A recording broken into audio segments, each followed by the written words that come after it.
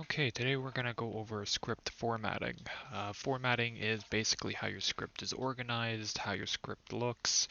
Formatting is very important because it just makes it easier for you to come back to your code later and know what you're looking at, or someone else who is working on your code later on to be able to read through it. Here we have a pretty standard script format. Starting from the top here, we have description box. It'll basically be a short description of what the script is, who worked on it. Makes it a lot easier to figure out what script you are in or what script you need, especially when you have a lot of scripts open. And then below that, pretty self-explanatory, you have your services, your variables, functions, and execute. If you don't know what any of those are, don't worry, we will go over them in a later video. Um, Another part of formatting that we are going to want to have a look at is casing.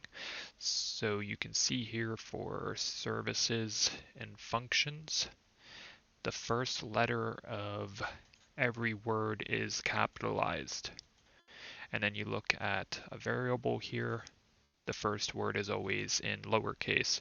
Reason for that is when you're reading through a script, it just makes it easier to kind of tell you, oh, that is a variable, or that is a function, or that is a service, just by the way the word casing is.